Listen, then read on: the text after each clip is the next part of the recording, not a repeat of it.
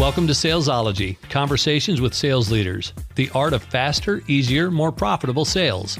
When you're ready to transform your sales for today's transforming market, we've got you covered with your host, the queen of cold calling and founder of Salesology, award-winning author, speaker, sales trainer, and coach, Wendy Weiss. Hi, welcome to Salesology, conversations with sales leaders, the art of faster, easier, more profitable sales. And I am your host, Wendy Weiss. I am the founder of Salesology and creator of the Salesology prospecting method. And I'm also known as the queen of cold calling. Well, today, my very special guest is Jason Moss, and he is a multi-six-figure business coach who helps online business owners generate more leads and clients. And Jason's journey began in 2016, where he earned a whopping $4,728 in his first year. And after years of persistence and experimentation, Jason cracked the code to consistent lead generation and has scaled his business to $500,000 plus per year. So we're going to ask Jason about how he did that. And Jason has since built a thriving community of over 1,000 clients. He is passionate about helping others grow profitable, high-integrity businesses, and his strategies focus on ethical marketing, long-term relationships, and sustainable success. And Jason lives in Boulder, Colorado with his partner, Kimberly, his dog, Boomer, and his cat, Zola. So welcome, Jason. Thank you. I had to put in the cat thing because my partner, Kimberly, would have been very upset with me if I hadn't mentioned that. It's really her cat. I will say that. It's the love of her life. And I definitely come second in the pecking order in terms of where we stand. So I appreciate being on the show, and I'm excited to dive in with your audience. Okay. Well, I am very happy to be here. And my two cats, Beekman and Stuyvesant, want to give a shout out to Zola. I love it. Yeah. So, let's begin at the beginning, which is where I always begin. How did you start your business? What made you decide to start your business? Tell us about your journey. So I've always had a passion for a couple of things. One of them has been marketing. And when I was 13, I was a big computer nerd, and I used to spend hours and hours and hours browsing the internet, online, locked in the back room of my parents' home growing up. And I remember one summer, I used to play computer games, and I had a big passion for playing these computer games. And one of the things that used to drive me crazy was whenever you would have to play the game, you'd have to find the CD for the game and put it in the computer in order to play it. And so I'd have to hunt. Usually the CD was like under the couch cushion or in the closet somewhere. And it took me like 10 minutes to find the CD to play the game. So one summer, I was 13, I built this software program that made it so that it would trick the computer into thinking the CD was in the drive. So I could play my favorite games without having to hunt for the CD. And I spent the whole summer coding this thing, learning how to program. And I had to ask my dad to help me set up a payment processor because obviously I was too young to actually accept payments online. He was very gracious to be able to help me with this. And so I launched this software program online. And I'll never forget the day that I opened my email and got that message in my inbox for the first time: "You've made a sale."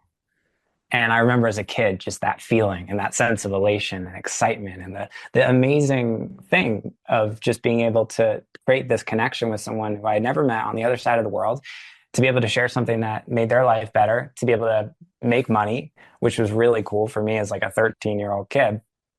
And that got me hooked. And it's been decades since then, but the passion that I've had for connecting people online, for using these incredible tools, for marketing, for sales, for how to do business using these incredible tools that we have today has never changed. So that is the work that I get to do. And that carried me through, launching and building my first coaching business. I spent some time as a director of sales and one of my close friends, multi-seven-figure coaching businesses, helping them scale. then became a business coach, helping other people basically with everything I learned over almost 20 years of building online businesses at this point. So that is the long-winded journey that took me to where I am today.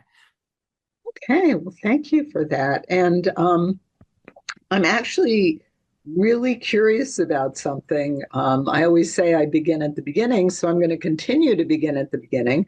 As I was introducing you, um, your bio is that you help online business owners generate more leads and clients.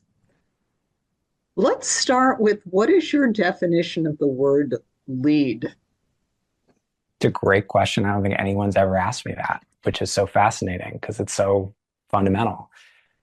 I mean, I think there's different ways of looking at it. I see a lead as someone who's in my market, who has a problem that I can solve, and who is interested in getting help with that problem.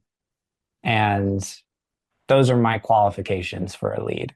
So this is not just like a random email subscriber or someone who's listening to your podcast. This is someone who's in the realm of someone who you can help, who's problem aware, and who is in some stage of the journey of trying to figure out how to solve that problem. That's what I would consider a lead. Okay, I like that definition.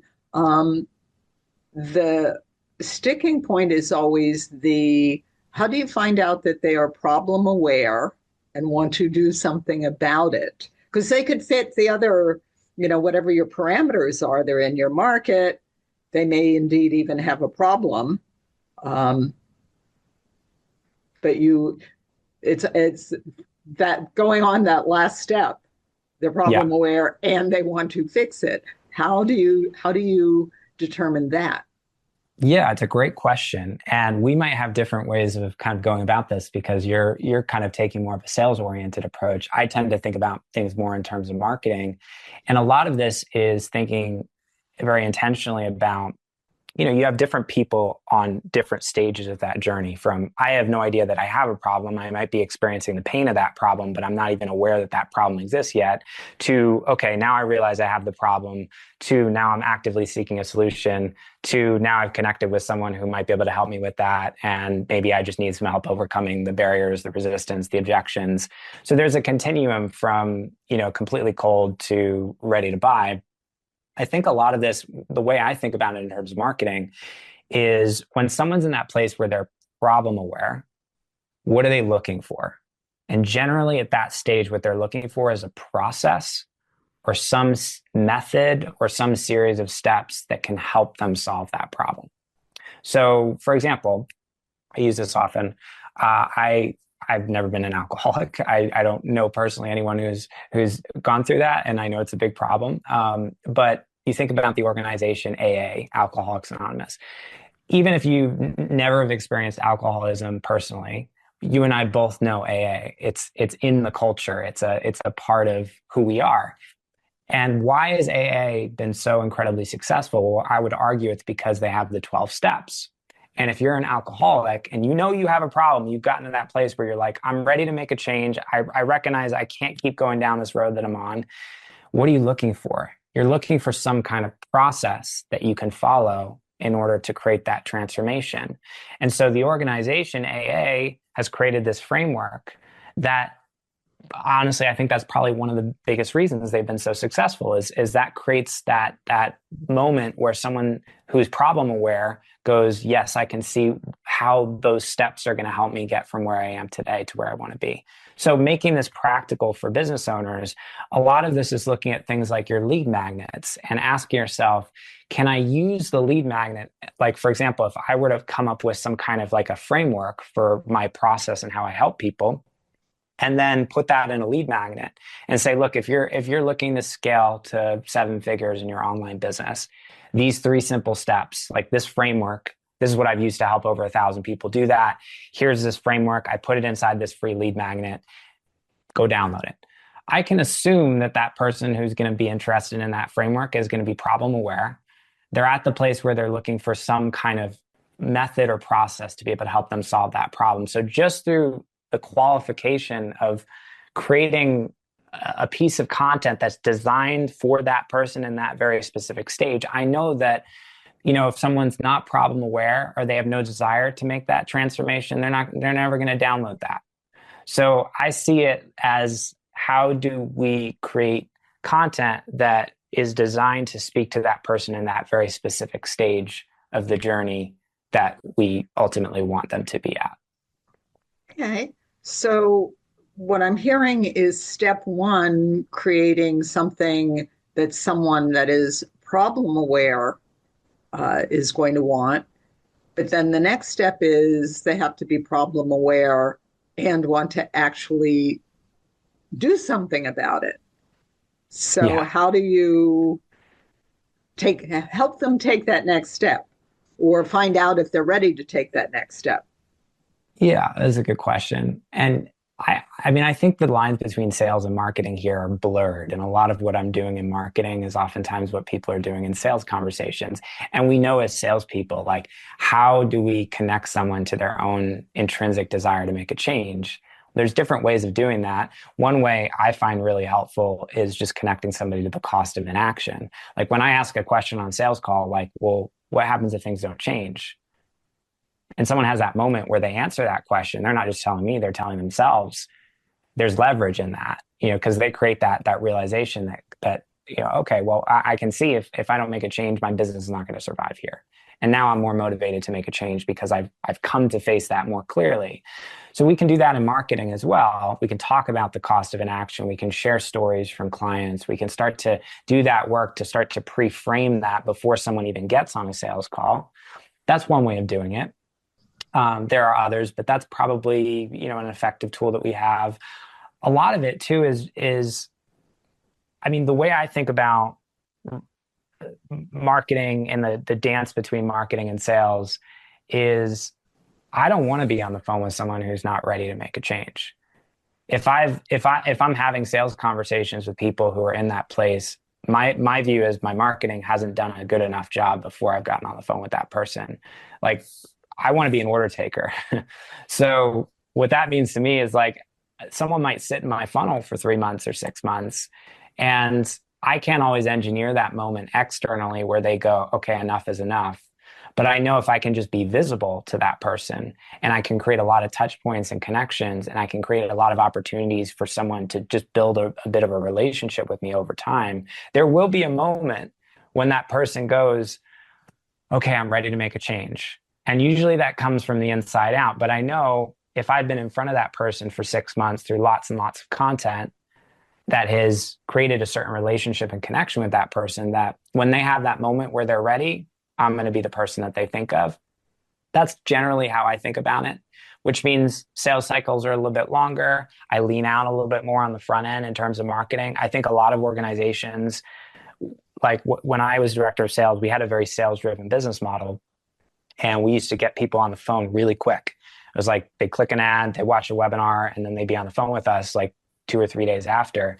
And we had to do so much heavy lifting on those calls because people were cold, and because they didn't really trust us, and because oftentimes they weren't at that place where they were ready. And you got to use all sorts of sales tactics and crazy stuff. And I'm not saying there isn't value to that, but the business model that I run today and what I teach when I work with entrepreneurs, it's much more of this long-term marketing-driven model where we lean out a lot more on the front end.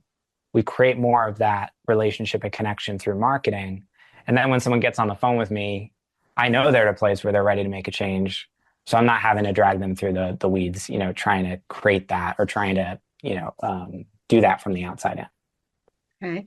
Yeah, I think where I'm going with a lot of my questions is, I see the term lead misused so much because I see so many business owners, entrepreneurs, somebody downloads your white paper and they think that's a lead. Well, maybe they didn't read it. Yeah. Or, it's the executive assistant that downloaded the lead magnet. And then I see, the business owner or their salespeople are reaching out to the executive assistant rather than the person they actually want to talk to, who's the business owner. So I'm very curious about how all of this works because um, the intent behind them downloading whatever they downloaded is really important. And who is it that actually downloaded it is also. Yeah, it's a great, I mean, it's a great point. And when I think about this, I usually try to go upstream as much as possible because we can try to look at how do we qualify after somebody downloads the lead magnet. But it's kind of putting a Band-Aid on the root cause, which is what is the messaging that someone saw before they actually downloaded that lead magnet? What's the actual lead magnet itself? You know, is the lead magnet oriented around a process or a methodology, or is it just something that's going to speak more broadly to maybe 90% of people who aren't even in the market to begin with? And so we're trying to do all this work on the back end to try to make up for that through qualification and through manual labor, basically. I think it's much more efficient to look at how do we make sure that we get people who are more qualified in the door in the first place through the way that we position the actual lead magnet, through the actual topic of the lead magnet itself, so that we're not doing all this work to try to fix something that ultimately is, you know, just 2 or 3 steps removed from the actual root cause of the problem. It just occurred to me, we're talking about lead magnets. Maybe we should also define what we're talking about. What's a lead magnet? Yeah. Well, I think of a lead magnet kind of like an ethical bribe. You know, I'm going to ask for something from you, your contact information, which you don't want to give me because you're afraid that you're going to get a bunch of unsolicited emails from me, and I'm afraid that, you know, your sales team is going to contact me 52,000 times. So that I want that information as a business owner, as a sales team. And that's what I'm asking for. And then on the other hand, I got to give you something in exchange for that information that's more valuable than what I'm asking for. So I just see it as like, it's a tool that we use to basically create that first touch point where someone's going to give us our contact information so that we can continue and nurture that relationship. Okay. So what would you say are the keys to generating good leads that we've been talking about, where there's the awareness of the problem, the desire to do something about it? We're recording this, it's 2025. What are the keys to setting that up to be able to generate more of those leads? So there's a couple of pieces to this. The first is, where are you actually putting that lead magnet? Who's seeing it? What context are they in? And there's different platforms that we might be able to, like, you know, if you're looking at paid traffic, you've got different platforms you can work with, something like LinkedIn versus Facebook ads versus, you know, Instagram versus TikTok versus YouTube. There's different places. And I always like to start by considering what is the context that someone's in when they're actually seeing that lead magnet in the first place. That's a big part of what quality leads you're going to get. Like, for example, LinkedIn advertising, much more expensive than Meta, but the quality of leads is much higher. So you're going to get a lot less coming in the door through something like that, but the quality of the traffic is going to be much higher, because when someone's on LinkedIn, generally they're, you know, a higher end professional, they're making more money, they're in more of like a work mindset, versus if someone's scrolling through Facebook or Instagram, oftentimes they're pretty checked out. There's less intent there in terms of like the frame of mind where someone's in. I'm also a big fan of YouTube. And I've seen, you know, with lead quality on YouTube, oftentimes it can be quite high, because when people go to YouTube, they're in that mindset of like, I want to learn, I want to grow, I want to develop. I'm actively seeking out information. Same thing with Google. This is why, you know, oftentimes you'll pay more per lead on something like, you know, Google search traffic versus Meta. So part of it is like, what intent is someone actually bringing to that interaction with my lead magnet? Where's the context? And that's going to determine what we're getting in the door. And the cost per lead is going to be factored into that. Like, you're going to pay a lot less per lead on like a platform like Meta than you will on LinkedIn, but you're going to have to deal with a lot lower quality traffic as a result. So that's a part of it. And then I think the other part is, what is the actual lead magnet itself? like what we're talking about? Can we create some kind of, I think the best lead magnets are generally like lead magnets that focus on some kind of a methodology or a process to help someone create a specific transformation. So if you just ask yourself, like, what's the number one biggest pain point that my ideal clients have, that the people that we want to buy from us have? What's the transformation that they want to make? Maybe it's, for me, it's like I'm helping 6-figure business owners, scale from 6 to 7 figures. Then a lead magnet that's like for example, we have a 7-figure scaling guide. That's like it walks through like the methodology and the process for going from 6 figures to 7 figures. I know just in terms of that topic and the way that I'm framing that lead magnet, that I'm doing a lot of qualification as to who's going to click on that and download that just by that topic. So I think that's a big piece of it. A lot of people I see just like putting out lead magnets I just know when I see the lead magnet, I'm like, you're going to get so many random people downloading this and you're going to have to waste a bunch of time on the back end. And this is where I think it's really tempting to look at front end metrics like cost per lead and click-through rate and to say, okay, the most successful stuff is the stuff where I get the cheapest leads. But that's almost always not the case. And what I find is, if we can go a little bit narrower, you're going to pay more per lead, but the people that you're getting in the door are going to be so much more qualified. So I think a lot of it is that. And then the third piece of it is the messaging around the actual lead magnet itself. How you're talking about it, how you're qualifying just in terms of the copy that someone's seeing to be able to promote, as well as the landing page. You're doing a lot through that copy up front, being able to say, here's who this is for, here's who this isn't for. And I think a lot of it, is about disqualifying and being able to make it very clear up front who you're looking for, so that as much as possible, the people who actually download the thing are the exact thing that the exact people that you're wanting to help. As you were talking, a light bulb kind of went off in my head. And I want to get your take on this, because one of the things that I see as a sales coach is the sheer difficulty of getting people to define the problem that they fix. So you were talking about creating this lead magnet for people that are aware of the problem, and then also they want to fix the problem. And in my head, I'm thinking back to all the clients that I've worked with that cannot tell me the problem that their ideal prospects have that they're going to fix. So how do you do that, Jason? Well, you hit the nail on the head, because I see the same thing with the clients that I work with. And usually that's like the root. If we go even deeper, it's you've got to be able to articulate it first. So, if you don't know the answer to that question, that's the most important question, I think, to figure out. And before you even talk about any of this stuff, all this stuff is just symptoms of not being clear on that. Oftentimes, I think the best way to figure it out is just to go do market research. And I'm a big fan of, like, whenever I work with clients who, at any stage, honestly, even more established entrepreneurs and business owners who don't know the answer to that question, I'll just say, go get on 15 calls with people in your market and ask them, what's your number one biggest challenge when it comes to growing your business? And you get on 15 calls with those people and you'll find that 10 people tell you the same answer.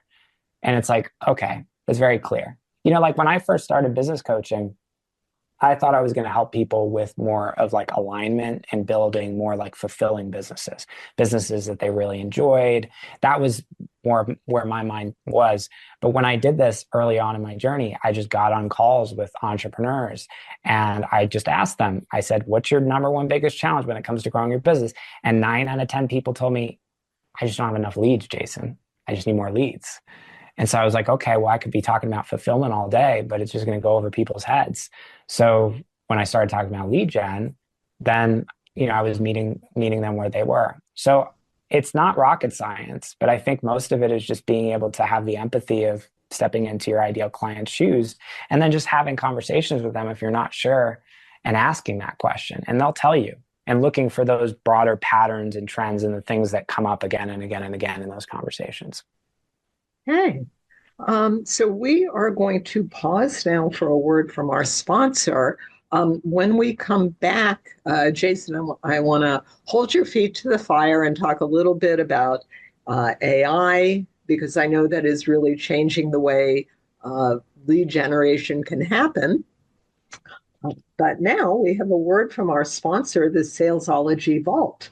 And just about every guest that I've interviewed on the Salesology Conversations with Sales Leaders podcast has had a gift, a free gift for our listeners. And that does include my special guest today, Jason Moss.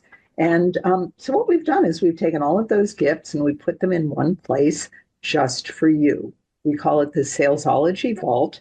And it's packed full of free gifts from sales leaders, sales experts, marketing gurus, revenue generation experts. And we added another gift almost every single week. We release a podcast every Monday. And when we do, we generally add a gift. So you can log in as often as you'd like. You can download as many gifts as you'd like. It's all free. So as soon as you finish listening to this podcast, the link to the Salesology Vault is in the show notes. Go to the show notes, click on the link, download your gifts, and you will be glad that you did. And we are back with my special guest, Jason Moss. And we are talking all things lead generation. So let's talk about AI. Because you can't go online for like 30 seconds without going to a landing page or getting an email or somebody's texting you something about AI. So how has the landscape changed for lead generation with AI? Yeah, it's fundamentally probably one of the biggest shifts that we will see in our lifetimes. And I think we're right on the edge of it. We haven't even realized the full extent of what's to come over the next probably 5 years with AI. And I mean, with lead generation, I think things have shifted where, like when I first started advertising, a lot of what I used to do was, split testing and a lot of these like things where it was very much driven by me. And the way that all of these platforms have evolved is basically they're kind of like run themselves now.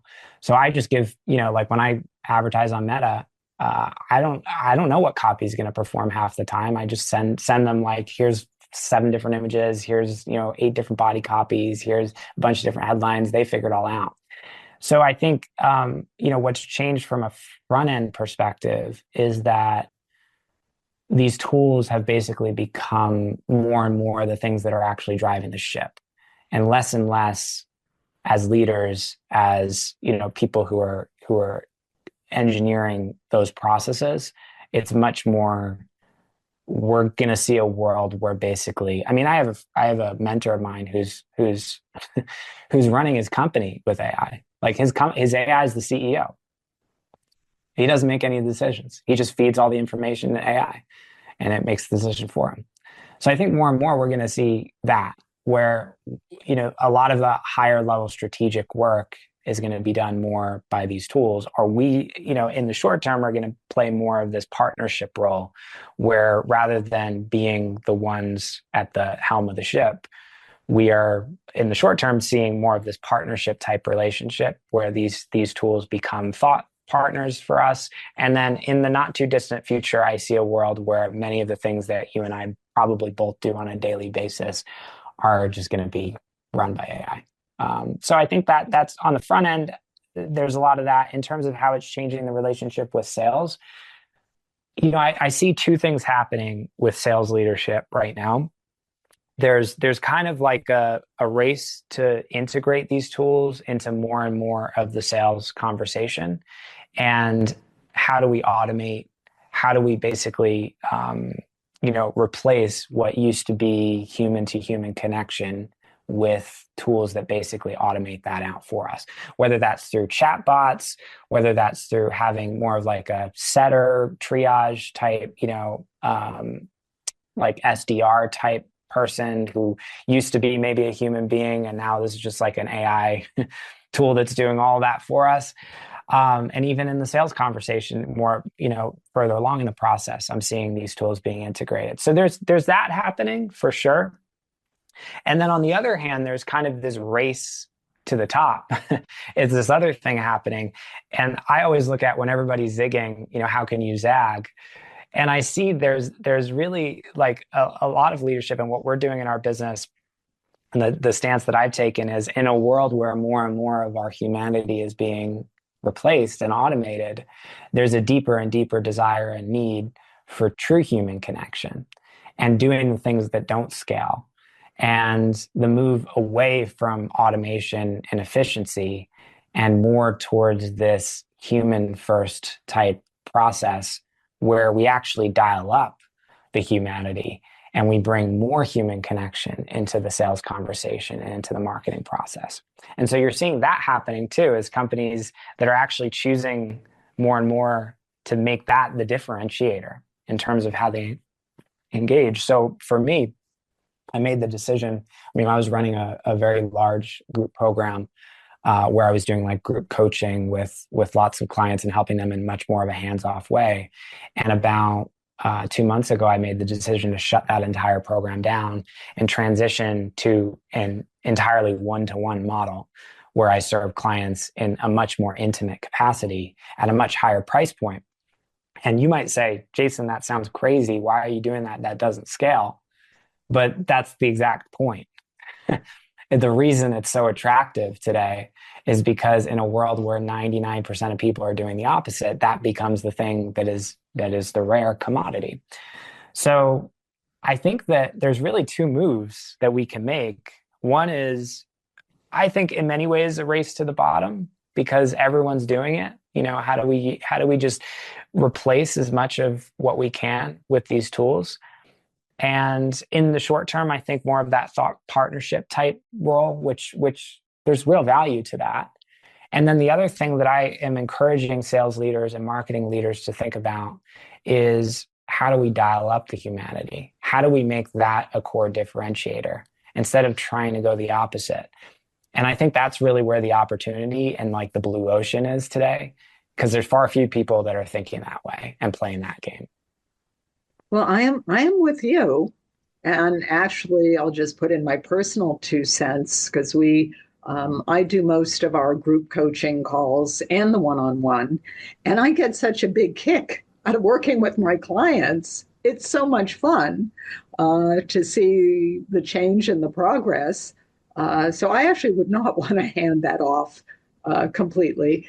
And as someone that teaches prospecting, the front end of the funnel, it's really interesting because a number of years ago, if you were doing telephone prospecting, prospects would say, do you know how many salespeople called me today?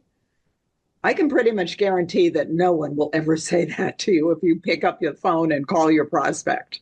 So yeah, it's true. Very... And then that becomes the thing that we can use to stand out. Exactly. Nobody's prospecting now, so that becomes the zag to the zig. Exactly. So I know, Jason, you have a gift for all of our listeners. Would you please tell us about your gift? Well, we talked a lot about the front end of the funnel today and how to make it so that you get better leads in the first place. And there's definitely an art and science to doing that well. A lot of people feel just confused about that process. And if you're looking for clarity on how to do that, more clarity and more like in the weeds support on that, I put together this $1 Million Messaging guide that walks through the biggest lessons that I've learned to help people do that. So basically what this is going to do is it's going to make it so that you get better leads in the first place. So you're not spending all this time trying to qualify people on the back end and wasting all your salespeople's time talking to leads who you probably shouldn't be talking to in the first place. This is going to make it so you get better leads in the door from the beginning. And it's completely free. I'd love to share it with you. And you can definitely tap the link down below in the show notes to go check that out. And it sounds like it's also in the vault too. So you should definitely sign up for that as well. Absolutely. And I am going to download it as soon as we finish talking. But the link to Jason's gift is in the show notes. So as soon as you finish listening to this podcast, go to the show notes, click on the link, download Jason's gift. And like I said, I'm going to be doing that as soon as we finish talking here today. And Jason, where can people find you? If people want to connect with you, how can they find you? Yeah, so you can go to jasonmoss.com. That's MOSS.com. And that's our hub for all things what I do. And if you're an entrepreneur, business owner, sales leader, there's just tons of free resources. Our YouTube channel link there, which some of my best free material is there, as well as some information about how we help people and work together with folks who are scaling businesses on a deeper level. So jasonmoss.com, that's where I would go. And lots of links there that you can explore if you want to dive deeper. Okay, wonderful. And if you didn't have a chance to grab a pen and write that down, the link to Jason's website is in the show notes. So as soon as you finish listening to this podcast, go to the show notes, click on the link, and connect with Jason. And you have been listening. Thank you all for listening to Salesology Conversations with Sales Leaders with my special guest, Jason Moss. And if you have found value in listening to today's podcast, please think about one business leader, one sales leader, one entrepreneur, business owner, president, CEO, somebody that you know that you think might also find value in listening to today's podcast. And please do share the link with them. And until we meet again, visualize yourself surrounded by cash, really large bills. You've been listening to Salesology, Conversations with Sales Leaders, the art of faster, easier, more profitable sales. Be sure to follow so that you don't miss a single episode. And while you're at it, please leave a rating and review and be sure to share it with your friends. Tune in every week for more exciting insights and wisdom on transforming sales. And until next time, visualize yourself surrounded by cash, very large bills.